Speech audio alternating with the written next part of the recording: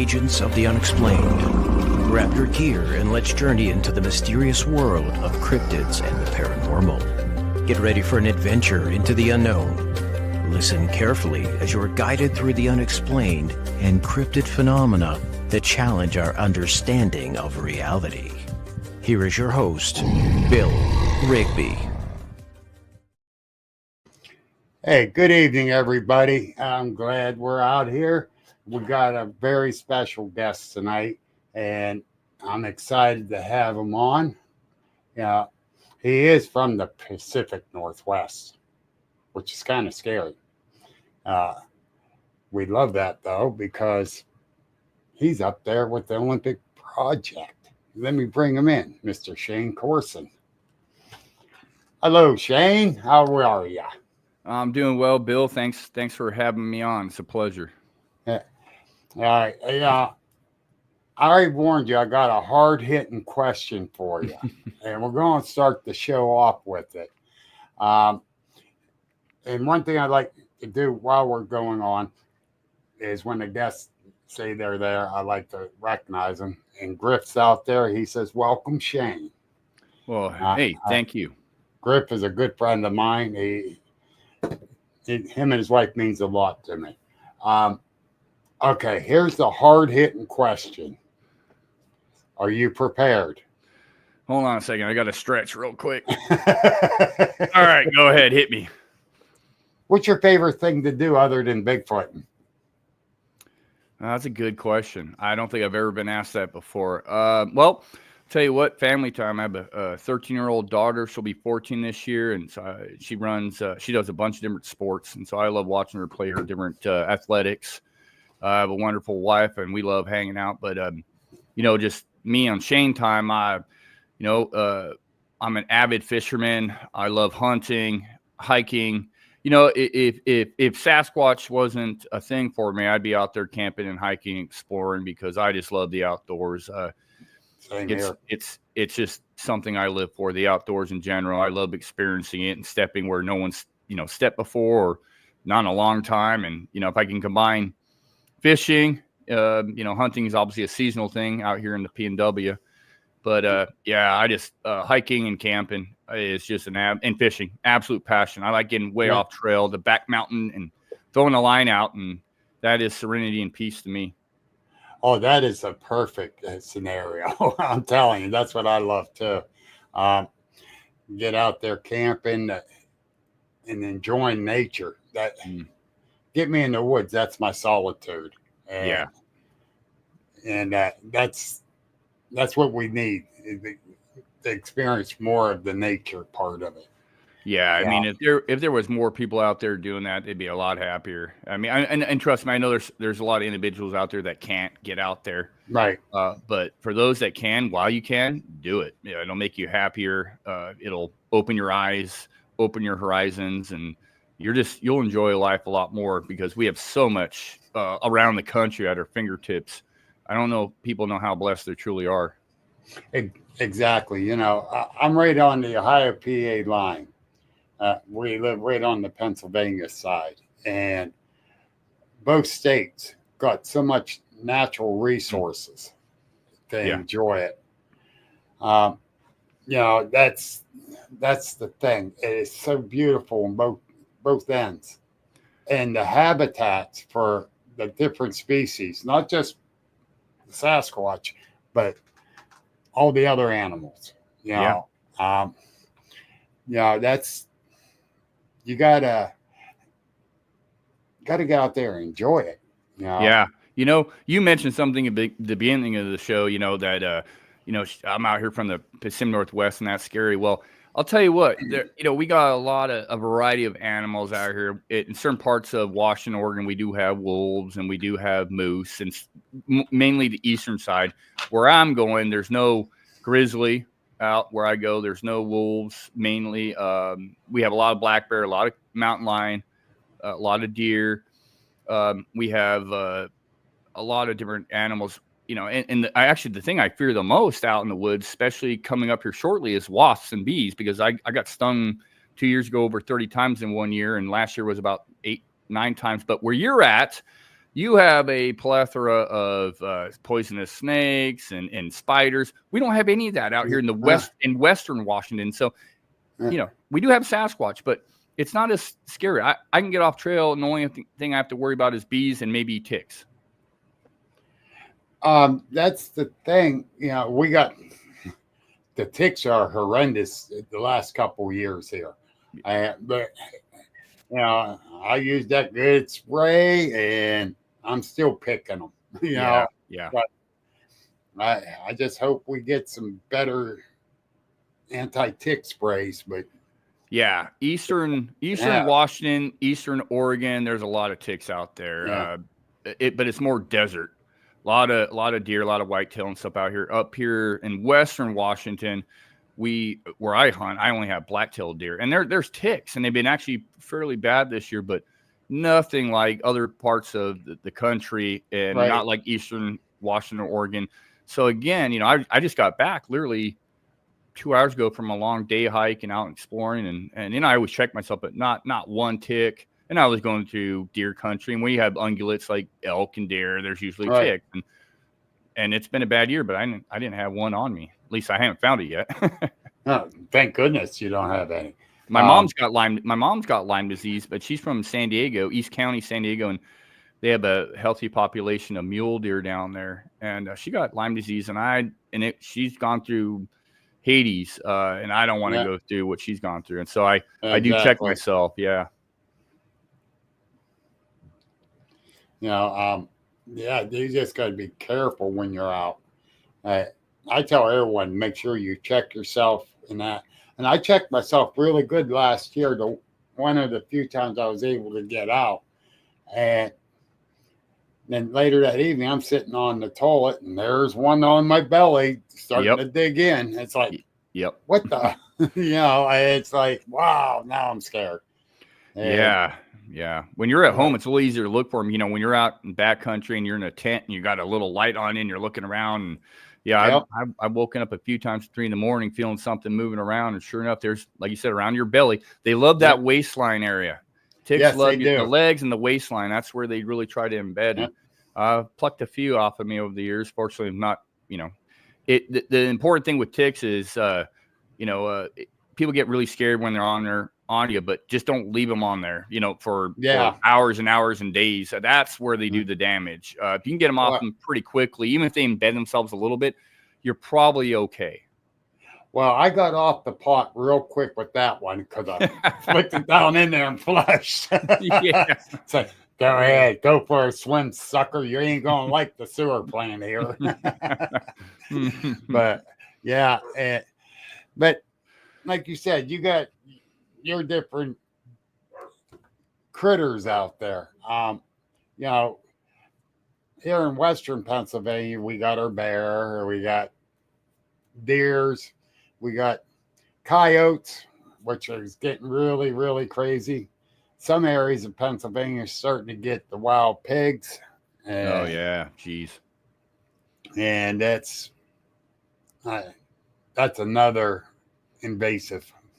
Very invasive. We don't have those out in our area, but I hear rumors that they're encroaching, so that's a worry because they completely change the environment and nobody wants to run into a large boar. No, not at all. Believe me, not at all.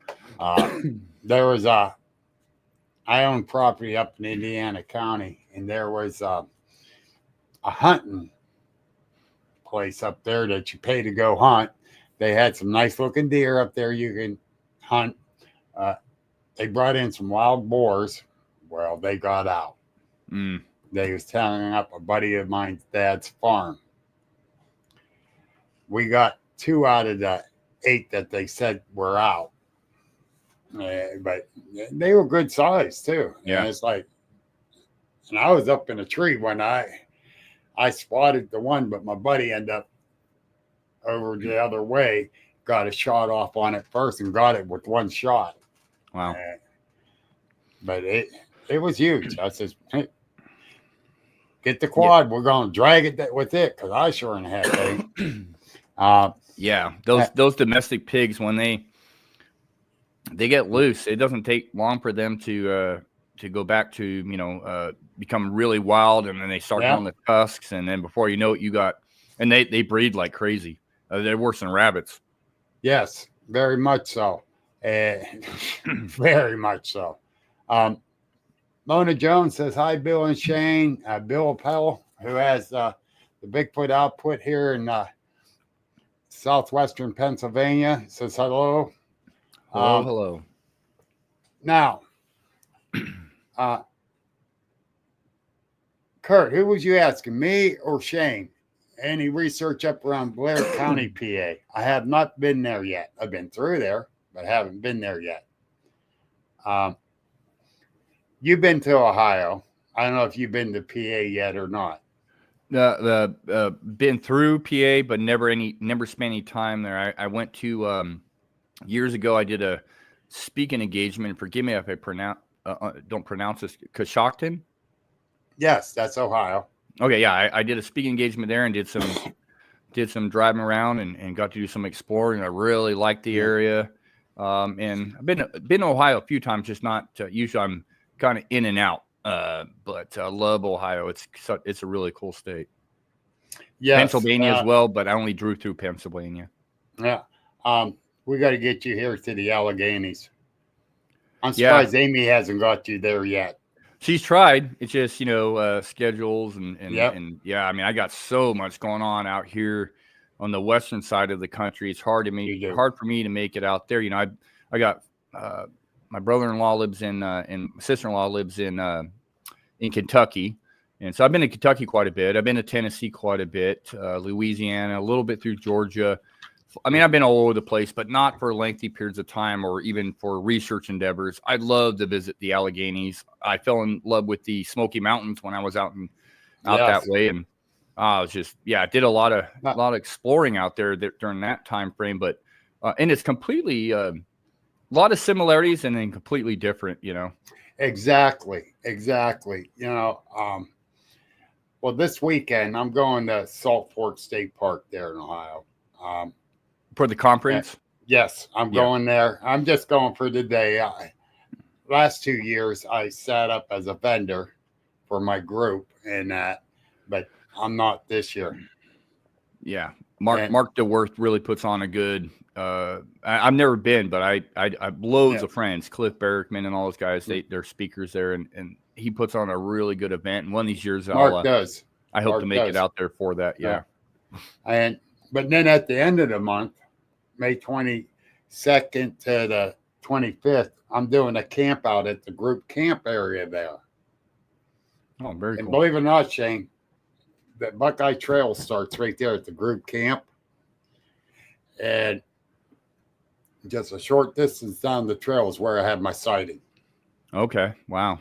Like I told you, 15 feet from me. Yeah. Off to the right inside the wood line. I was 62 at the time, and I about filled my pants as an old man. And I wasn't wearing the pants.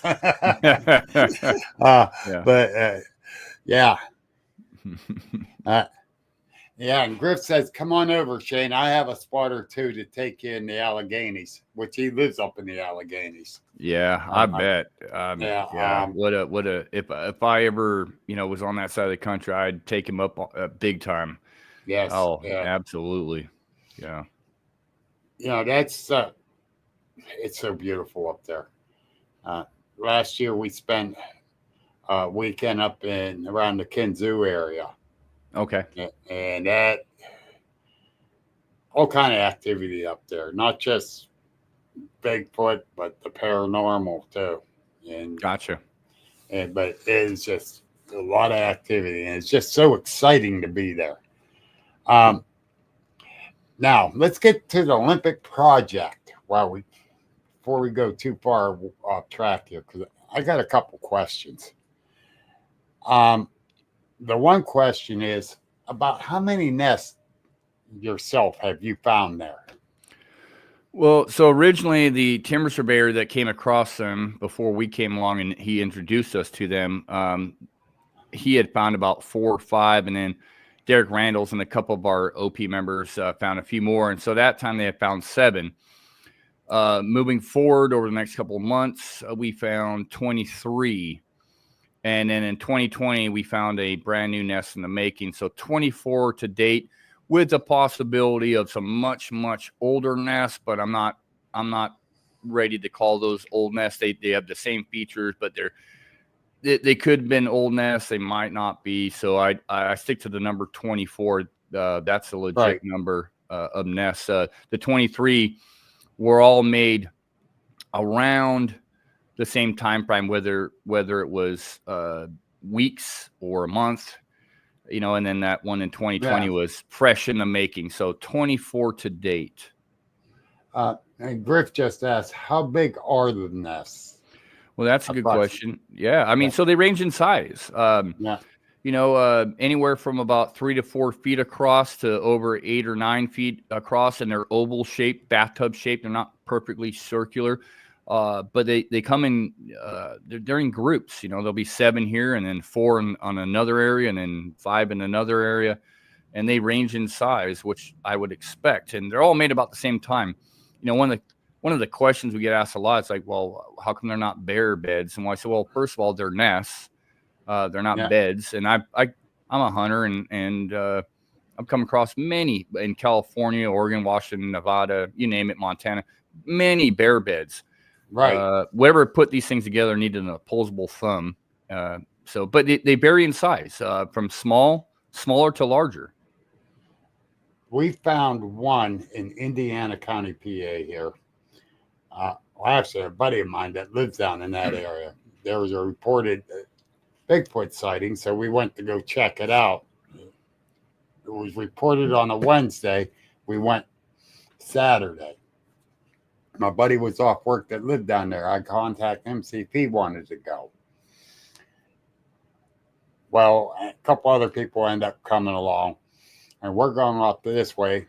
My buddy Micah went the other way, and they said, you going to say something to him? I says, he lives here. He hunts here. He knows this area. I'm not going to, if he needs help, he'll get a hold of us. Believe me. Mm-hmm. And next thing I know, my phone was ringing. He says, where are you at? I need you here. Why? I found something. I can't figure it out. I said, well, but where are you? He says, well, I headed back toward where the road was, where 56 is at. I went, okay, I'm headed that way. I get close and I start saying, Micah, where are you? I'm right here. I get around this big oak tree. There he was. It was about a 7-foot round nest. Wow. Yeah. And I know it was not human made, especially with some of the sizes of the trees that were in it. And it's like, if someone did ask me, you sure it wasn't a human or a bear? Yeah. Neither. Bears den up. They don't make a nest.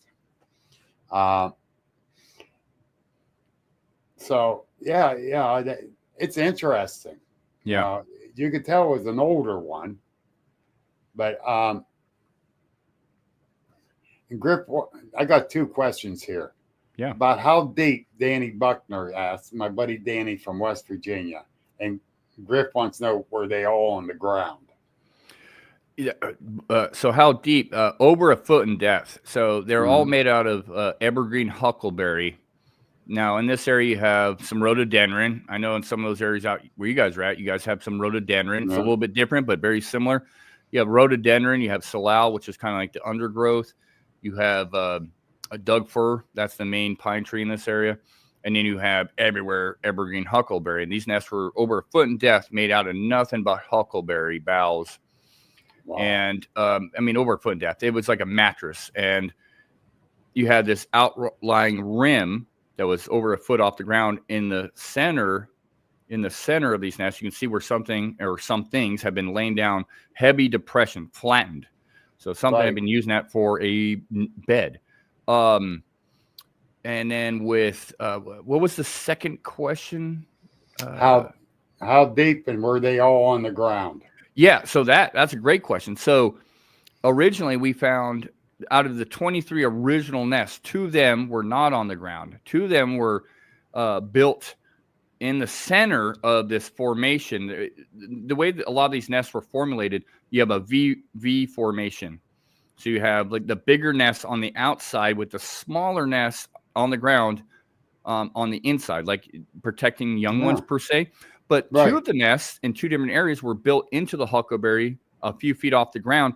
They would not hold any weight. They kind of looked like a bird's nest, but they were made out of huckleberry boughs at the same time. It was almost like a practice nest.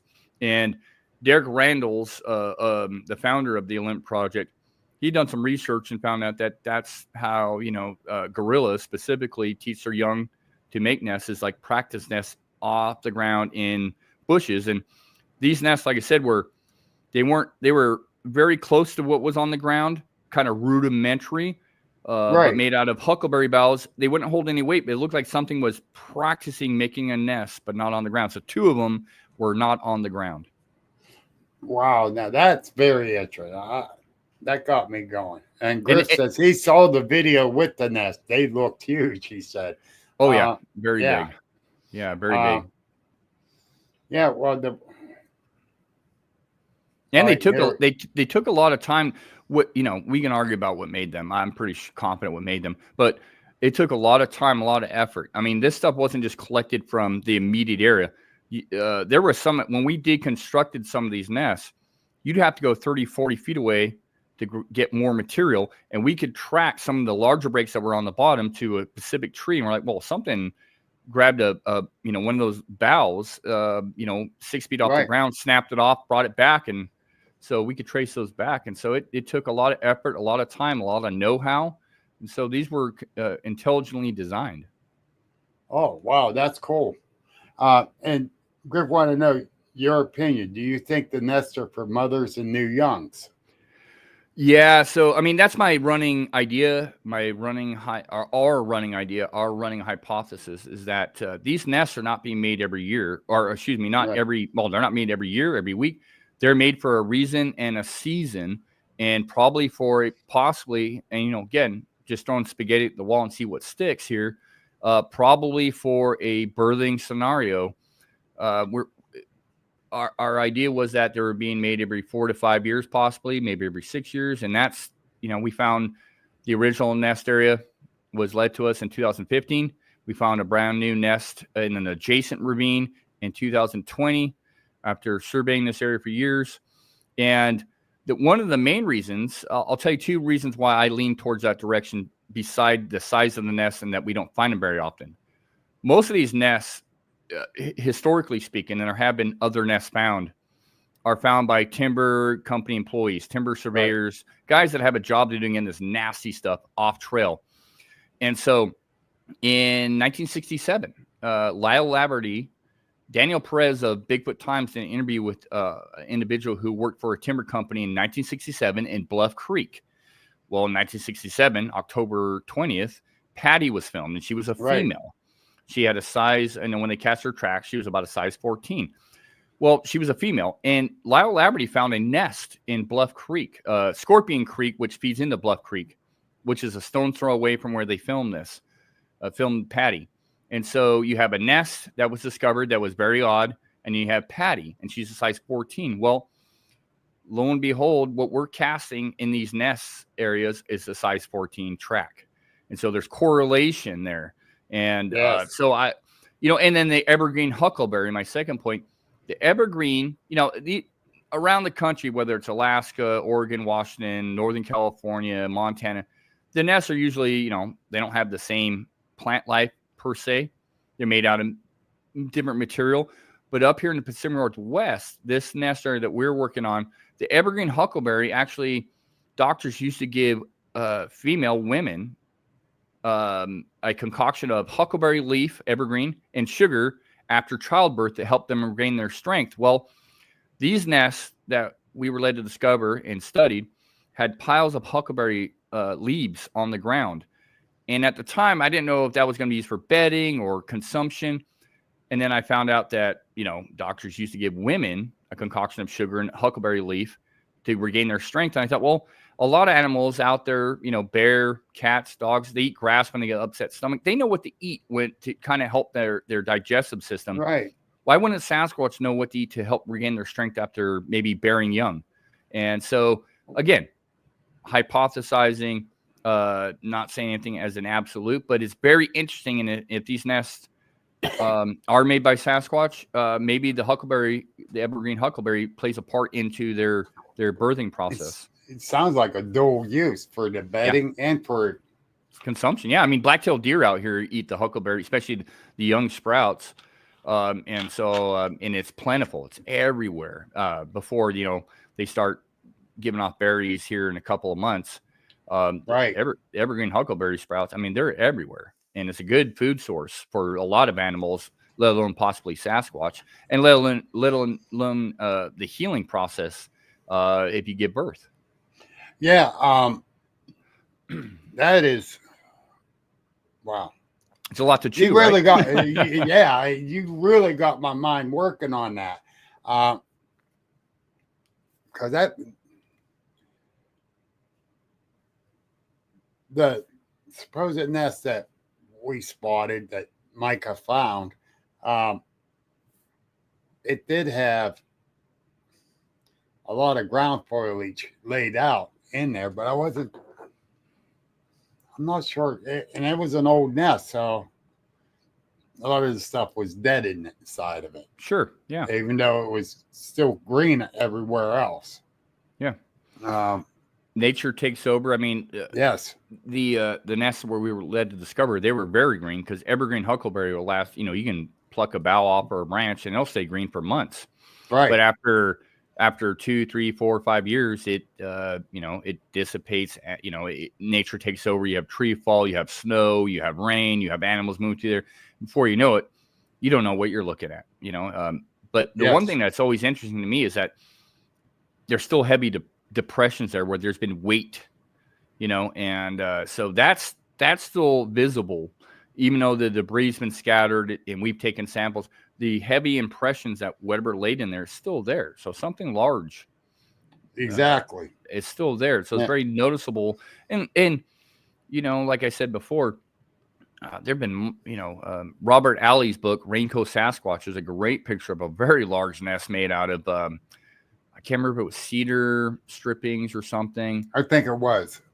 Something along those lines, but very large nest with a heavy impression in the middle. That one was a little more round, but again, found in the same kind of scenario, a western-facing slope with a seasonal salmon creek. But I will say that's probably not the case all around the country, because if Sasquatch is making nests or bedding down, and I assume that they bed down more often than like a black bear or deer or elk. They bed down, but to take the time to make a nest. Gorillas, for example, they'll make a nest for one night and they'll move on. They won't come back to that. And they put some effort into it. But these nests, it was a lot of effort to build these things, multiple nests. And so it was a lot of effort, which kind of tells me that they weren't made for an overnight stay. They were made for a period of time. Yes. And what was the purpose of that time? What were they doing?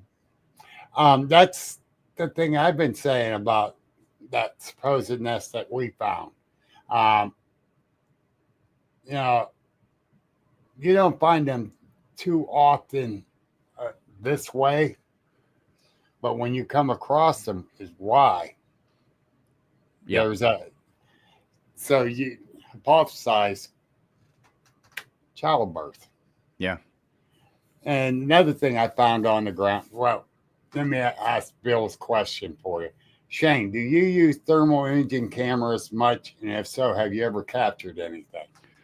Yeah, so I do use game cameras quite a bit. I have, and we can talk about that. But thermal cameras. So I own, and the Olymp Project owns multiple thermal handheld devices, and we use those a lot, especially because we built up a system over the years where we can record for, set them in an ammo can box so the bears don't get to them because they're not cheap, and set those up to record for a couple of days to over a week. I'm not captured anything on those systems yet, but as far as thermal cameras go, yeah, over the years and many years, I believe I've seen Sasquatch about 3 times through a thermal camera. Back in when I used to live in Oregon, I live in Washington State now. I used to research the Tillamook Forest a lot, and many nights out there therming. But one night, 11:38 night, it was a rainy night. I did see what I no doubt was a Sasquatch, and I had a witness view that. Unfortunately, that camera did not record, so I have a story. And then up in the Olympics, Derek Randalls and I, the founder and my partner in the Olympic project, we got two individuals on camera that we did record, but it was about 350 yards away. So it's it's kind of a blob squatches. There was two of them. And we were both viewing from separate thermal cameras. And there's no doubt what I was seeing. Again, my thermal monocular wouldn't record, but his binocular did record it, and he recorded that. And I was out on Sarah and Jonathan Brown's property out in the Hateless Reservation. They have some of the best. If you look up Saley Sasquatch, they have a video on their channel. It's probably some of the best thermal capture ever. And they were using one of the Olymp Project's binocular units, and they captured it. I mean, they captured a Sasquatch, no doubt about it. But I did investigations on their property for a while, and I did did see quite possibly a Sasquatch then. It's been lately, and that's been years ago. I haven't captured anything on my cameras, but Study Sasquatch is another YouTube channel where they're working with a guy. So it's Kirk Brandenburg, Nathaniel Bronis, Chris Spencer of the Inland Project's working with those guys. And so Bart Catino has kind of helped funding this thing. These cameras are not cheap. And Nathaniel Bronis has set up multiple trigger-activated thermal cameras that can record for months. Oh, wow. They've not had any luck. Oh, it's a very sophisticated. I think if anybody's going to get a Sasquatch on film, it's going to be these guys. And I'm stoked about what they're doing. But they're trigger activated, so they can run for months. They've yet to get a Sasquatch on there. They got everything else: bear, deer, elk. But they're always testing, doing different hypotheses, different ideas, experiments. They have a really good chance in an area in southwestern Washington, a really hot spot. They have a really good chance. So thermal cameras, I love them. I do like game cameras too. I just use them over the years. I used to be a big time game camera guy. I've kind of changed up my approach with game cameras. If you look back at 1967, the Patterson film, and I believe that's a Sasquatch. Patty was filmed moving along a creek. If you look at a lot of the surprise reports, especially along rivers or creeks, whether the Sasquatch is walking down or in the water and sees a human and is surprised, or the person's out fishing and they see a Sasquatch and they're surprised, or both parties are surprised that there's a Sasquatch or a person. I've been placing my cameras next to creeks and rivers because they mask sound, they mask smell, and the creek and river is something that will also, if you're coming down to a creek or river, that's where your focus is. So placing your camera along those areas, I think is still a moving needle in a haystack, but your best opportunity to get Sasquatch on a game camera. That's why I place my game cameras now. I just think it's just a better chance. Again, if Sasquatch is small number, like I believe, it's very difficult. But if you look at all the historical reports that something is surprised, Sasquatch human, and you look back at the Patterson Gimlin film, waterways play a part, and I think that's your best opportunity. So I do utilize game cameras, but thermal cameras, they don't give off IR, especially if they're trigger activated. It takes a heat signature to walk by there before they start recording. Right. And that's been our angle for a short while now. We're just starting to really get into that, and so the future is bright if more people have that technology and maybe implement that sort of approach. Well, I agree with that type thermal, because I was invited a couple of years ago down to Corky's Research out here on the southeastern side of Ohio. Over the Memorial Weekend, he had a cookout for a bunch of us researchers to sit there, BS, and right at his research area, because he does have activity there. He does a YouTube thing of it all the time. Well, we're all there. We're BSing, having a good time, eating and talking about our researches and that. but he planted these little small buckets of peanuts and put 2 glow sticks on the outside of all 5 of these buckets, took them up in the woods and hung them on the tree, in the different areas of the trees up there. And it's about 1 a.m. We're all getting tired, getting ready to crash out because most of us are camping out there. A couple of people were going back home. And I'm looking up and I see the one bucket doing this. Am I seeing anything? I know I'm getting tired. It's 1 a.m. and I'm watching again. Oh, no, I'm not seeing things. One more time, it did it again. I went, hey guys, that bucket at the top is moving. Everyone jumps up. Jay Fouch grabs his thermal. Man, he's shining it up there. And you can see 2 sitting down, reaching in the bucket, grabbing peanuts, watching us. Wow. Yeah. And I went to take a picture of it with my phone of his thermal, white, bright. Couldn't get a picture. I was so upset. But we seen it, and they were up there. Yeah. You know, and man, that guaranteed most of us didn't go sleep for hours because it pumped all our bloods up. Yeah. But, Could you? Yeah. And my buddy Sparky, he's here. Good question for you. Do you think Bigfoots are nocturnal? If so, do you think they all can see in the dark? Yeah, I honestly have no idea if they can see in the dark. I assume they can. I think they're mainly, my personal opinion, and what's cool about the Amendment Project is a lot of people have different opinions, and opinions are great because they lead to discussion. I think they're more than adequate to be in the dark. I think they maybe developed that over eons, just being in the dark. I like to compare people and Sasquatch to known animals in a lot of ways. There's certain chimpanzees that were all daytime dwellers. They do everything in the daytime. They bed down at night. Well, when they had this guerrilla human warfare in parts of Africa, the chimpanzees learned to be nocturnal. And so they would do everything at night because they knew that people weren't killing each other at night. There weren't bombs exploding, people firing at each other. So they became nocturnal. Now, I don't know if Sasquatch has always been mainly nocturnal or they developed that over time based on our activities. But I think they do have, look at the size of their eyes that are reported. They're large, which so they can collect a lot of light. But I also think that they're diurnal. So they hang out during the day, doing their thing in remote areas, but they feel probably more comfortable, more concealed in their environment because we're not. Humans are just not prepared for nighttime stuff. We're not built for that. They are, no doubt about it. And they can move around stealthily, probably see way better than most animals. And they probably conduct a lot of their business at nighttime. So, I can't say 100%, but just based on the reports, the stuff that we've discovered over the years, they are diurnal. A lot of the sightings out here in the Pacific Northwest are, evening sightings during daylight hours, but, a lot of the activity seems to be at nighttime. Yep. Yeah. So, who knows? And that's the thing. And this is something I always say. They are wood smarts. Yeah. They're not street smart. They're wood smarts because that's where they're at.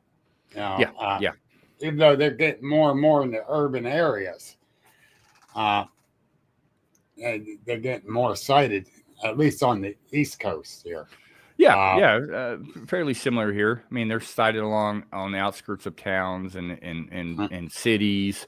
Even Seattle, on the outskirts of Seattle, they're spotted on the outskirts there. But there's a lot of mountains and trees that borderline Seattle and some of the surrounding counties and whatnot, towns. Yeah, they're spotted there. But we're as we grow and expand, it doesn't surprise me at all. No, and that's the thing. A few years ago, they found a big black bear in downtown Pittsburgh. Okay, in February, and the only reason they caught it is someone saw one on a security camera. in downtown Pittsburgh, there's not much woods, Right. but there's a little patch of woods it stayed in during the day and then come down at night. That's, use its surroundings. Yeah. That's what the bear did. So why wouldn't a Bigfoot? Yeah, just go to, I did a speaking engagement in Gatlinburg, and down out your way.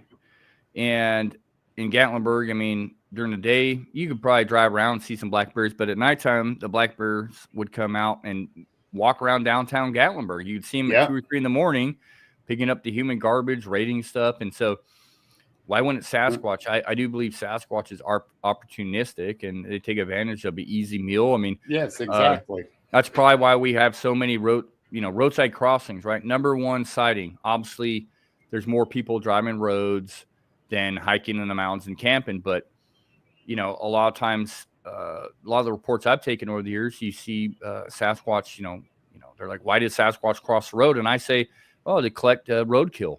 I did multiple cross-country road trips, multiple roadside trips or cross-country trips over the years, and I would count all the roadkill, the raccoons, the deer, to you name it, everywhere. Yes. Certain states had a lot more than others, depending on the season and all that stuff. But talk about an easy meal for a Sasquatch. Why would they be crossing roads or walking along roads? Probably looking for roadkill, Exactly. And that's exactly what it is, too. Simple meals, quick, easy. Don't have to chase it down. Yeah. Makes a lot of sense to me, too. Yeah, I mean, doesn't everything we're discussing right now, if you think about it in terms of just it has a niche for its environment, it makes a lot of sense. I mean, there's nothing crazy about this. This actually makes a lot of sense. Yes, exactly. And Sparky goes, as you said, they have larger eyes. Do you think that helps explain eye shine? Yeah, I mean, definitely, because they have the larger the eye, the more cones you have, the more your eyes will collect that light. Right. I've never seen eyes glowing. Everything I've seen is eyes shine, so it's reflective of the light that's in the environment or my flashlight or whatever.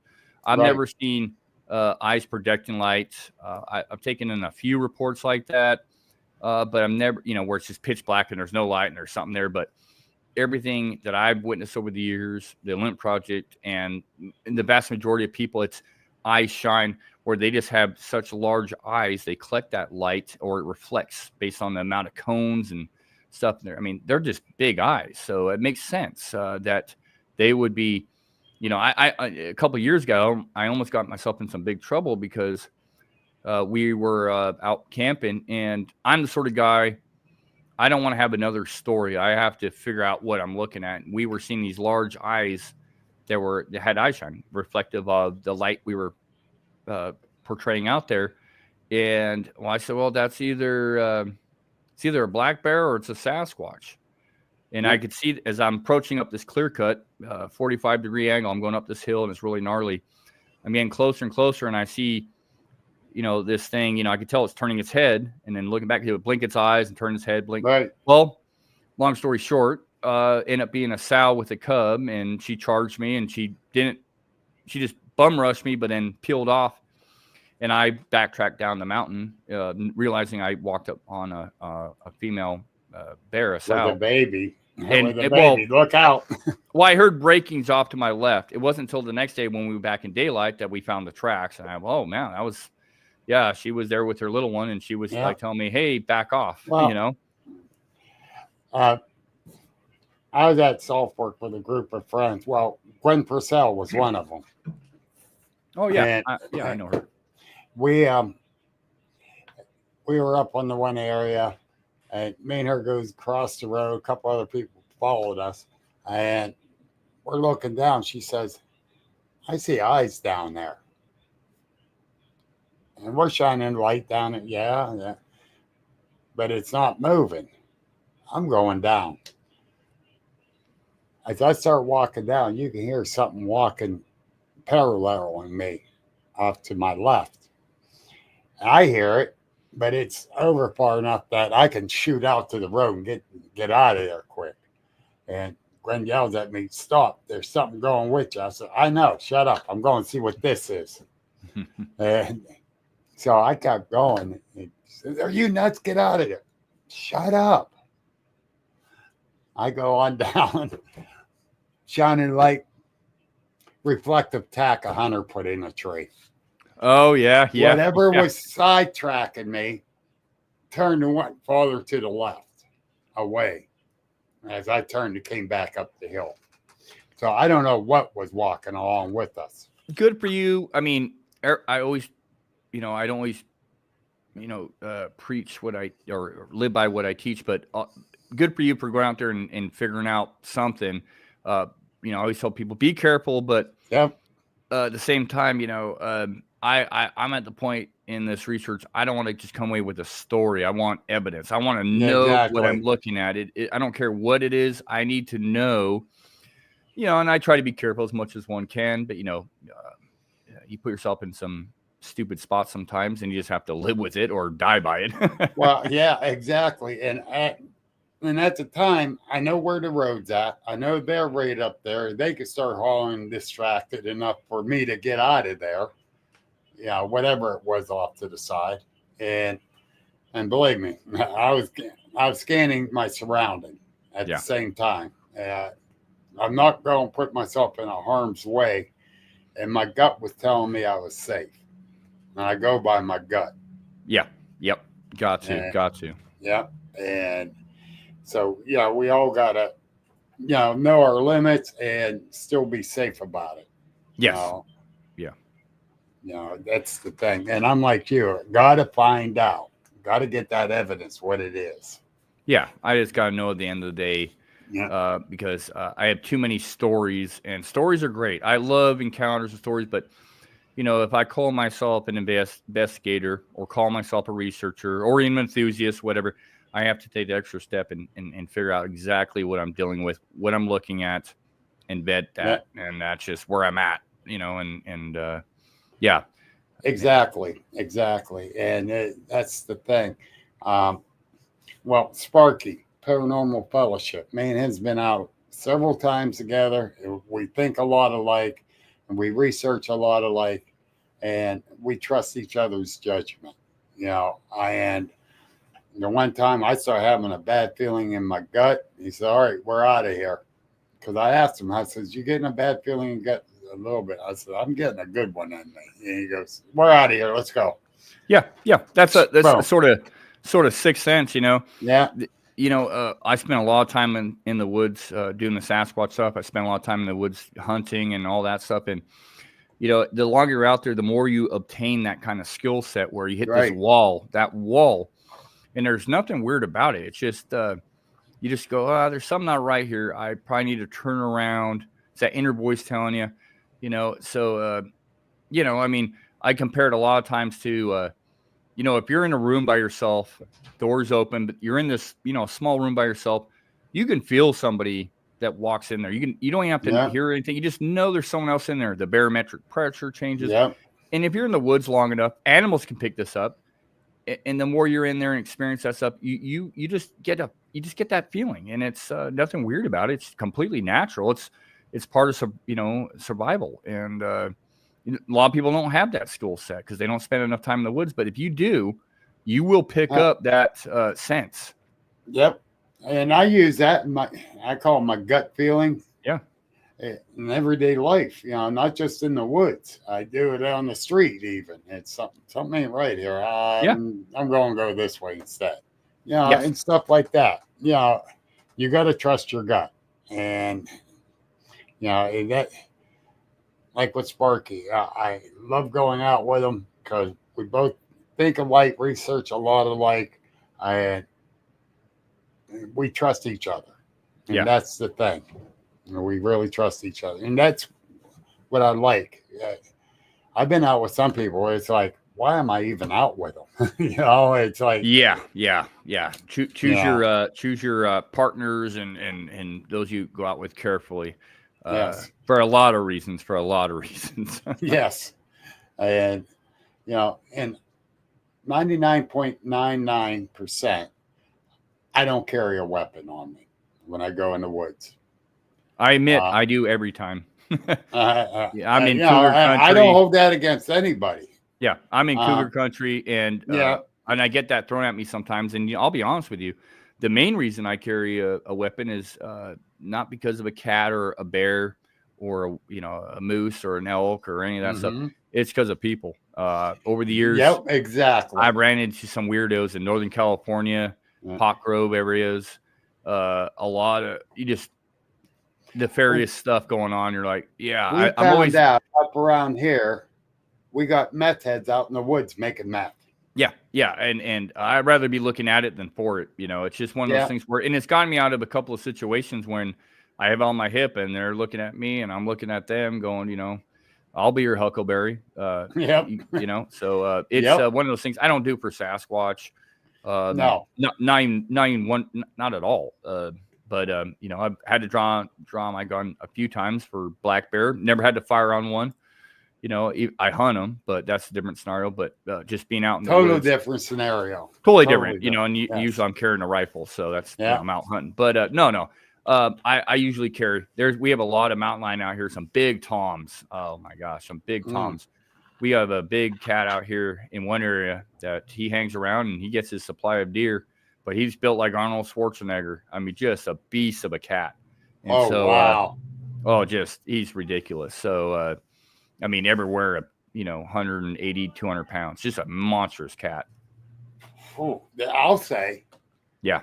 I'm only 175. That damn thing's bigger than me. Yeah. Think about what a house cat can do to you and then multiply that by, 100. Yeah. But, that's the thing. Hey, Griff, yeah, I don't forget about the rainbow people there in the Alleghenies. Oh, sound like weirdos. yes. Yeah. Yeah. But all right, here's a question, and it's kind of scientific because it is on the scientific end. Infrasound. What do you think? I've never experienced it. I know a few people that have, and I used to really poo-poo that infrasound thing. I really did. Yeah. But I'm way more open to it now because now they're finding out that there's a lot of animals, not just the known ones, so like elephants and whales and tigers.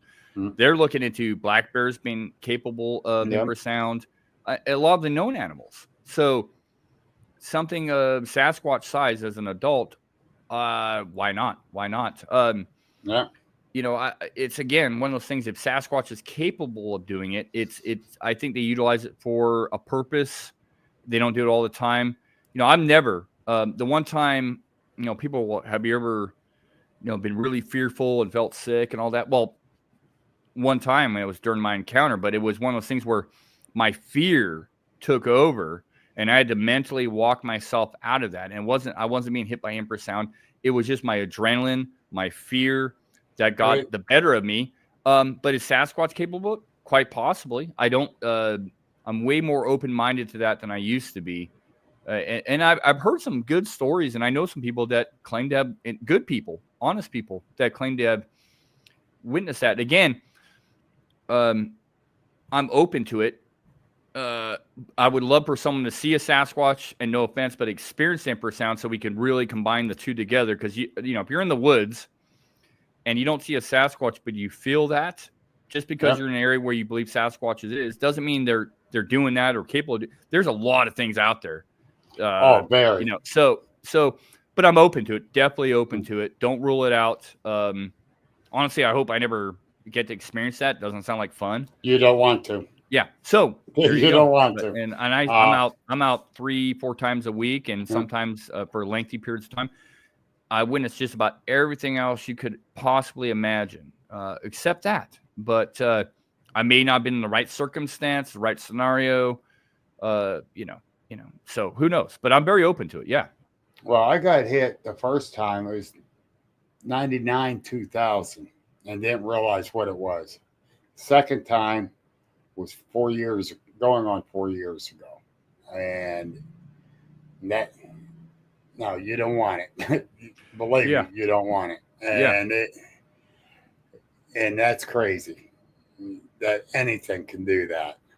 But not just a Bigfoot, but a whale, a bear, an elephant, a lion. And they all can do it. So, right. Yeah. And a lot of that has to do, and that's something too over the years, the witnesses I've interviewed. Now I've heard long calls and a lot of vocals over the years. But there's individuals that have had that experience where they've either seen the Sasquatch, been really close to one, and the Sasquatch makes off this vocal or whatever have you, and they could feel it reverberate through their body, just how powerful. They call it like a elephant, lion, bear roar, and then they feel it. That might be a type of infrasound, not just the lungs and the vocal, but that might be a type of infrasound. But the vibration, yes. Yeah, the reverberation, the vibration, sure. Yeah. Good friend of mine, one of my mentors, him and his wife got hit with the screen where standing water where they were at was even vibrating. Yeah. From it. Yeah. They couldn't see it, but they felt it in their chest. Yeah. They could see the water vibrating, and it just vibrated right through them. So, yes. Yeah, very powerful, especially in close proximity. What are these things capable of producing? If they can do a long howl that's, upwards of 18 to 20 seconds or longer for a long distance, imagine hearing that up close and feeling it. Yeah. And feeling that, when I had my sighting, I was going there for one reason, the Salt Fork, was to catch the Ohio Howl. Everyone goes to Salt Fork. I ain't going to see a Bigfoot. Yeah, right. The very first night. And took me a year and a half later to hear the Ohio Howl. Okay. But, the Ohio Howl is totally different than the rest of it. Yeah. Sparky goes, an easy way to check for infrasound is the RGB light and sound bar. Yeah. They have the built-in microphone and reacts to the infrasound and flashes the light. Yeah. He has one. Yeah, we got one too. And it does, but even your natural environment will give off infrasound. That's something that I've learned over the years. I've never had something register really abnormal because like your environment will give off infrasound. It'd be really neat if somebody could record, and I've yet to do this. The OP's yet to do this. And I know people have heard this stuff, but to record it where there is an actual vocal or something, and then you get the registered infrasound. Now, don't get me wrong. I understand that a lot of that infrasound probably won't have a vocal tied to it, but people describe that stuff. It'd be really cool if somebody can record both, and then you could look at it on a spectrograph and then compare it. That would be really cool. But yeah, no, I mean, he's absolutely right. Yeah. Yeah. Mayhem's going out to try that. He has one, so we're going to go great try experiments. That. Yeah, great experiment. And you got to try everything. Yeah, why not? You got nothing to lose. Yeah. Nothing to lose. Everything to gain. Nothing to lose. Yep. And that's the thing. And that's what I love about Sparky, man. He's willing to try anything and everything.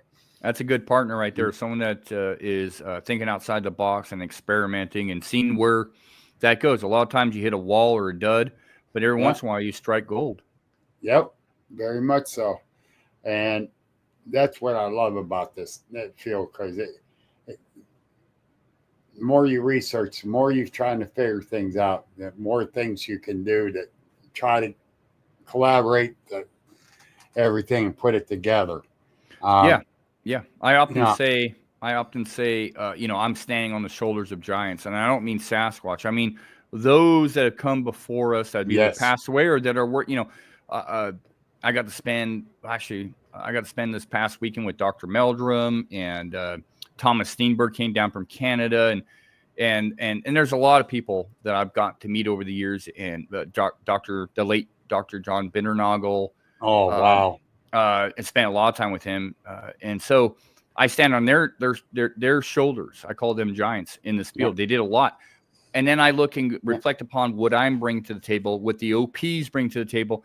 how can I take what they did and do better, or do something a little bit different based on what, the foundation's there. What can we do better? And I think a lot of people are capable of doing that, looking back at what was done, because too many people are pessimistic in this field. Oh, it's been 50, 60 years. We've been out researching and or doing this and that. And there's plenty of proof out there. There's plenty of evidence, but what can you bring to the table that may add some missing pieces to that puzzle that no one's tried before, or you can better that methodology?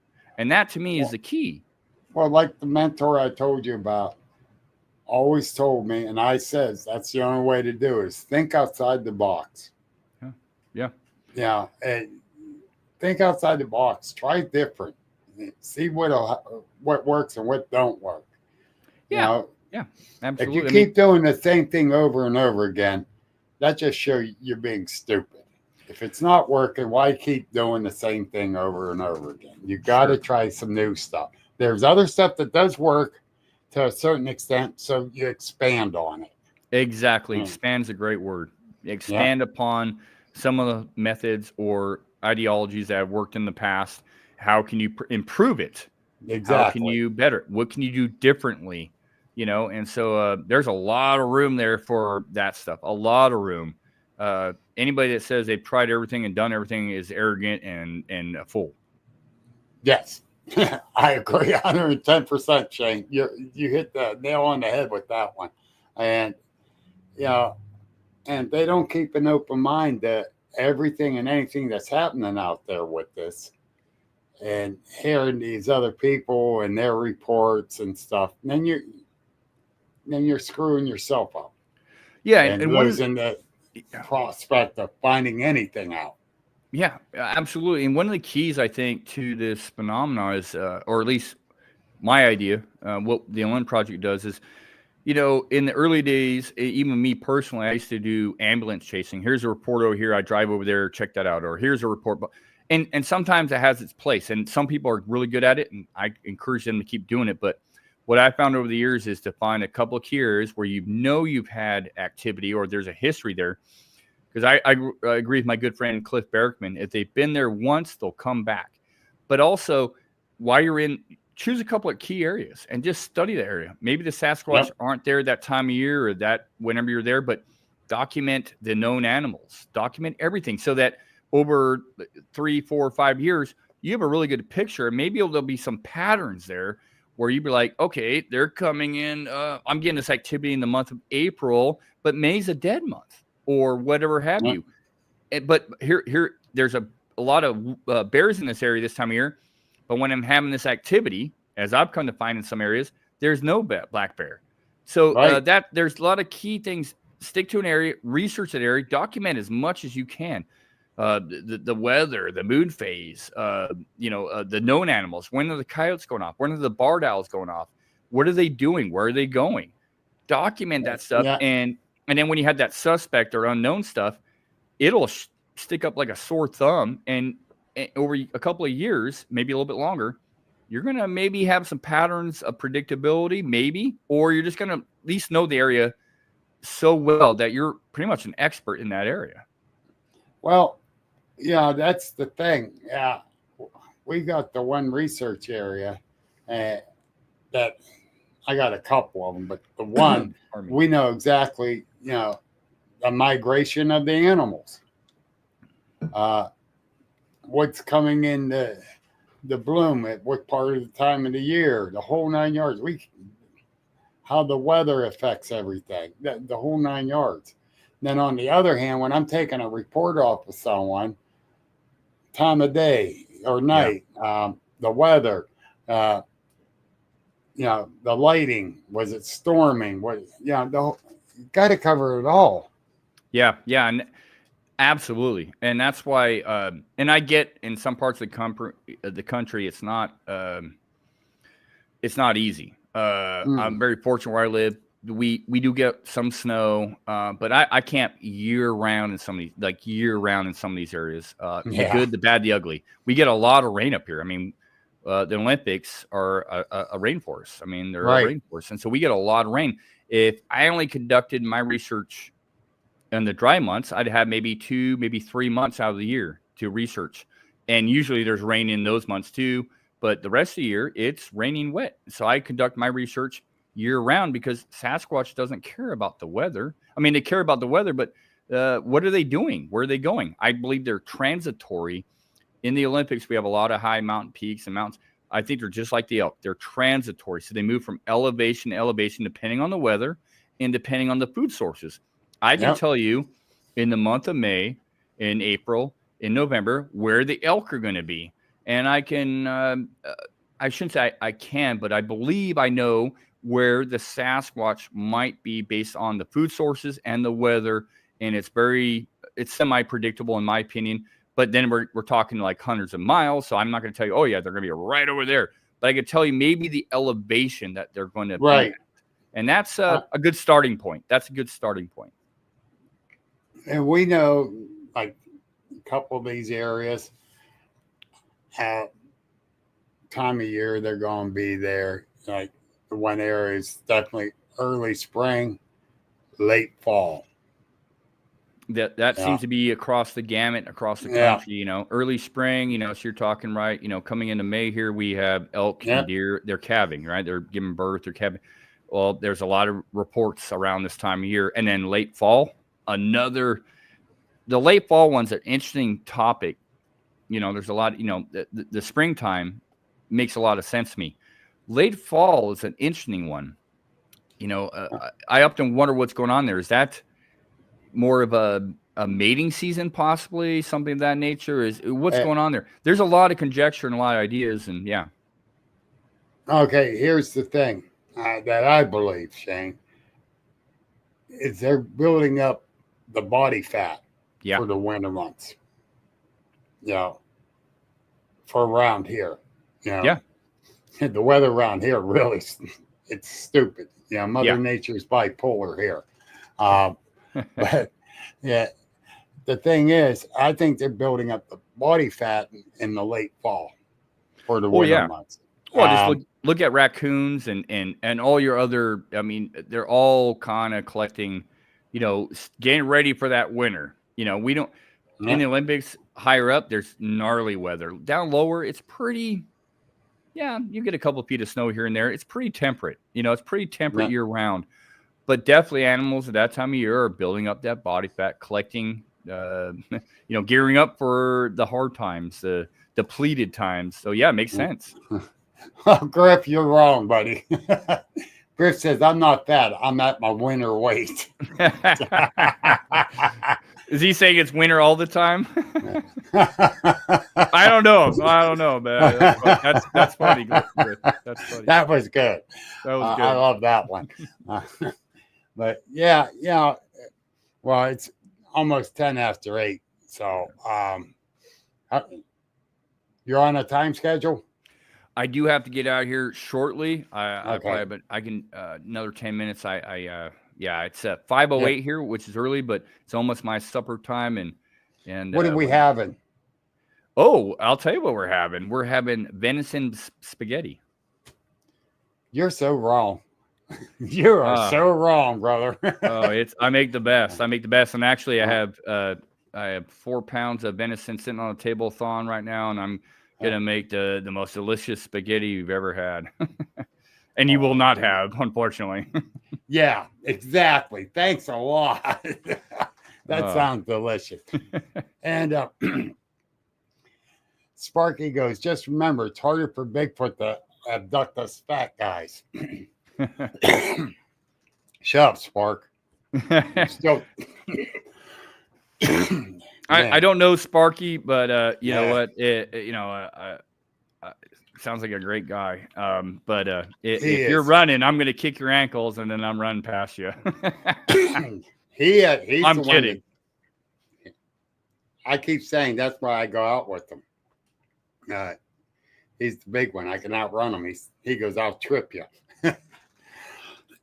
Man, my spring cold's coming in. Oh, I'm just getting over it, Bill. Yeah, Bill, Yeah. I'm literally just getting over it right now, and I'm almost had to cancel on you, but I can actually talk today, and I kind of lost my voice and had to. I would have cried if you canceled. I would have done sign language just to be here because anything. Yeah, no, I'm finally getting over it between allergies and just there's something gnarly going around. You know, my daughter's got it right now. It's a butt kicker. It's an absolute butt kicker. She never misses school. Healthiest person I know, and she's been out for 3 days, and I just got over it. So yeah, I mean that's brutal for her. She's usually a day and back at it, but this is not sure what it is. My youngest grandson came home today sick. Yeah, it's going around. Some kind of stomach thing.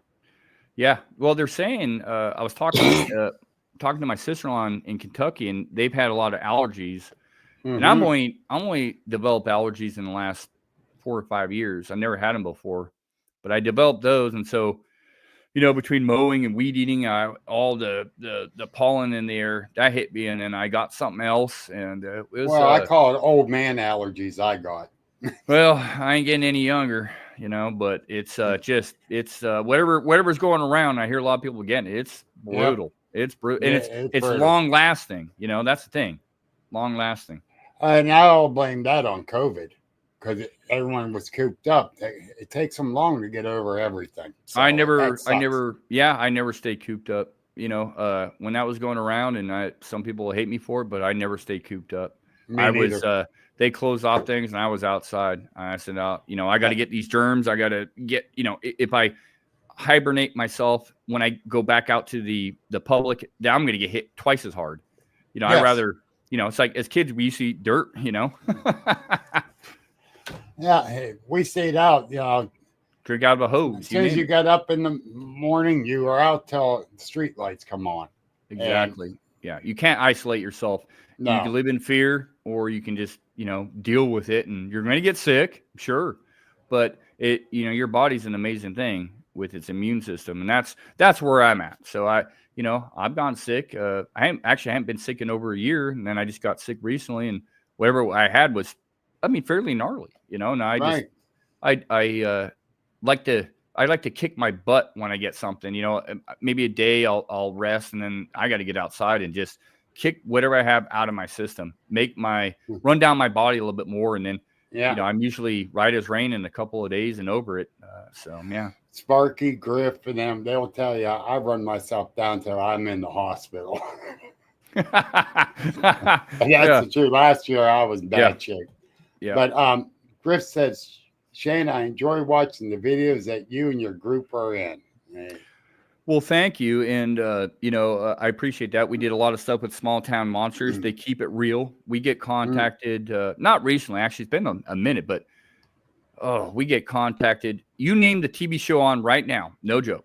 Just think about some big TV shows, Bigfoot related. We've been contacted by them all. And I refuse because, in my opinion, I'm friends with some of those individuals, but it's not the individuals, it's the producers. They don't keep it real. Small Town Monsters, Seth Breedlove, Eli, Alex Petticoff, they keep it real. When they come film with us, they keep it real. There's no like extraordinary junk thrown in there. So we film with them. We did end filming with them because I don't want to be part of it takes a lot of time to do that stuff, and I want to just do research.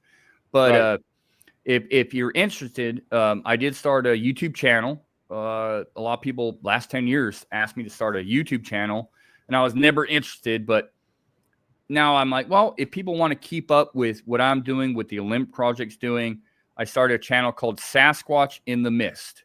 So I have 3-4 videos on there right now. I'm about to release another one, and it's just talking Sasquatch, me in the woods.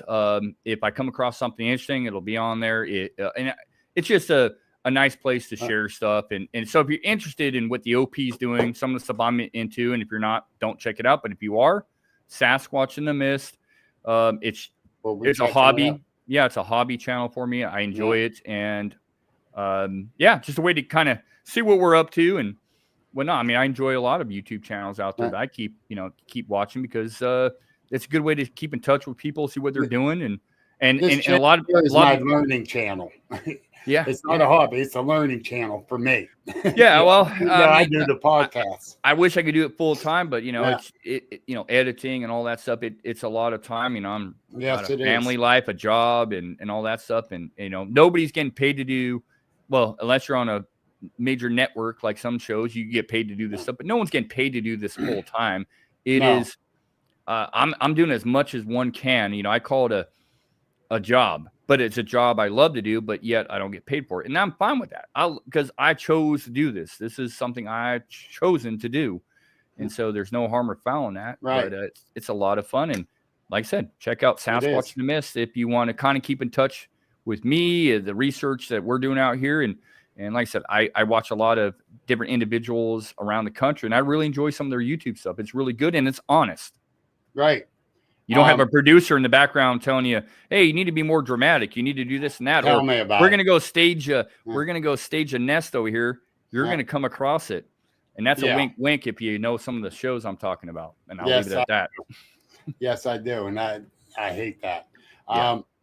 But like you said, small town monsters. I'm going to be getting filmed here in the next couple months myself. Awesome. I feel like, wow, that's a big honor for me. It is. Working with those guys is a huge honor, and they're all awesome individuals. Awesome. I watch their stuff all the time. Integrity to the highest, and that's the only reason we ever work with anybody, because their integrity, their honesty is stellar. Yes, very much so. And when I was asked here last month, and if I would be interested, and I'm like, they asking me to do what? Yeah. And to me, that's an honor, because I've been on TV once, several different radio programs, a bunch of podcasts. But to me, that's the biggest honor right there. Absolutely. Because of how they are. Yeah. They'll keep it real. And that's the most important thing, is to keep it real. You know, that's the problem with this research nowadays, is everybody's trying to, and again, I'm not bragging whatsoever, because there's a lot of people that have been approached by production companies, but I've been approached, and the OP's been approached many, many times, and we turn them down left and right. We may go through with the process because we're curious to see what direction they're going in. But, when it comes to push comes shove, travel, all that. No, it's not. We're not interested, because as soon as you get involved in a series or documentaries are one thing. If it's really well done, I'm all for it. Like, I want to see more people do that. But a series, you're giving your life to that. And then you're not really, and no offense, but you're not really conducting research, because you're hopping around. Yeah. That's why you will never see me be a Josh Gates or any of that stuff. And God bless them. I love their stuff, but not for me. The one that was using primate pheromones. Yeah. I got very upset with it, and I quit watching them. Because why would you spray the big field like they did, the whole field, instead of one little area to bring them into you? They brought whatever they were at. They can come any which way. Yeah, come on, do it like you're deer hunting, dummy. And they stole and that idea was stolen from some friends of mine. And I know that for a fact. Not the spraying, but like you said, I've used pheromone chips, and most times they don't work, but every once in a while they do. And when they do, it's pretty interesting. And we were talking about, me and a couple of people were talking about doing that around here, use some chips, and then they came out with that, and I went, really? Hey, whatever sells. Ignorant SOBs. Whatever sells, and they think it's a novel idea, and money. Well, entertainment, which equals money. Yeah, you got to. To these TV shows, credits, or not credit, but I get it. You have to be successful. You have to make it interesting. You have to make it entertaining. Otherwise, it does not become. Never find a Bigfoot. Oh, and they never will. If you look at the TV shows, and like I said, I have good friends. I've done many of them, and I've been a part of some of them in a small, minute fashion. Right. The researchers are maybe in for that, but the producers, no, we got to move here. We got to do this. They're on a schedule. So people are like, well, you had the Sasquatch activity here. Why don't you stay there? Well, because the producers aren't really into that. That's not their thing. And so that's why it's pointless. Yep. Pointless. You may get some good therm, but you're never going, it's going to be a teaser. Every episode is a teaser to the next one. Exactly. Teaser, teaser, teaser. I don't want to be a teaser. I want to be bigger than that. And that's just me. God bless those that do it and have fun with it. And no harm, no foul. Doesn't affect me any. Just not for me and not for many people. I agree. And after that pheromone incident, I quit watching both of those big top shows. I did. It's like, I'm done. I'm done with it. Yeah. I heard you. But anyhow, let's get out of here so you make my favorite spaghetti. I will. I'll have to mail you some, but I'll have to put in some dry ice or something. Yes, definitely. And I want to thank you for being here. Everyone out there, thank you for watching. Now, stick around for a few minutes, Shane. I still need to get that address so I can get you that shirt off. All right. Thank you. Thank you. Thank you for tuning in to the Agents of the Unexplained. Please visit our website at agentsoftheunexplained.net for unique paranormal merchandise like t-shirts, books, and coffee mugs. Join our Facebook group and subscribe to our YouTube channel for more thrilling content. Until next time, keep questioning the unexplainable.